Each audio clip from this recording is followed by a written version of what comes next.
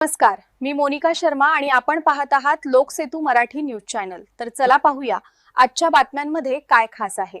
रस्ता नसल्याने तब्बल 4 किलोमीटर खांद्यावरून वरात। एकीकडे देश 21व्या शतकात वेगाने प्रगती करत असल्याचा आणि डिजिटल इंडियाचा गाजावाजा होत असला, तर दुसरीकडे महाराष्ट्राच्याच एका दुर्गम भागात विकासाची गाडी अजूनही पोहोचलेली नाही।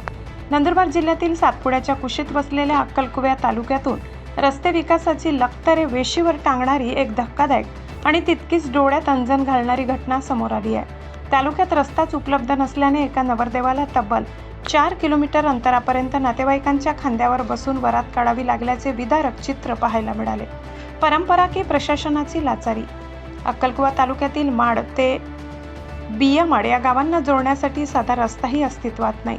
आदिवासी समाजात लग्न कार्यात नवरदेवाला खांद्यावर बसवून मिरवणूक करण्याची एक पारंपरिक प्रथा नक्कीच आहे, मात्र या भागात रस्त्याची अवस्था इतकी बिकट आहे की तिथे चारचाकी वाहन जाणे तर दूरच, पण साधी घोडी किंवा घोडा जाणेही अशक्य आहे। त्यामुळे ही पारंपरिक प्रथा आता नातेवाईकांसाठी सक्तीची पायपीट बनली आहे। रस्त्याच्या अभावामुळे लग्नाच्या वराड्यांना आणि नातेवाईकांना नवरदेवाला खांद्यावर घेऊन तब्बल 4 किलोमीटर डोंगर दऱ्यांच्या वाटेने पायपीट करावी लागली।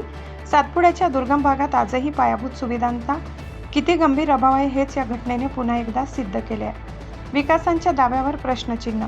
स्वातंत्र्याची अनेक दशके उलटूनही सातपुड्यातील दुर्गम गावे आजही मूलभूत सुविधांपासून वंचित आहेत। रस्ता नसल्याने केवळ लग्न कार्यातच अडचण येते असे नाही, तर आरोग्य आणीबाणीच्या काळात रुग्णांना किंवा गरोदर महिलांना दवाखान्यापर्यंत नेण्यासाठी खाटेची डोली करून नेण्याची वेळ येथील ग्रामस्थांवर येते।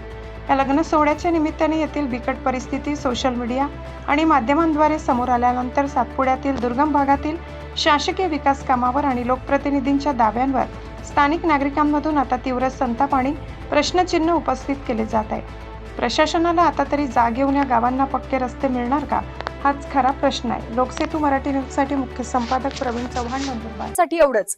ताज्या घडामोडी, स्थानिक बातम्या आणि महत्त्वाच्या अपडेट्स जाणून घेण्यासाठी आमच्या लोकसेतू मराठी न्यूज चॅनलला सबस्क्राइब करा। धन्यवाद।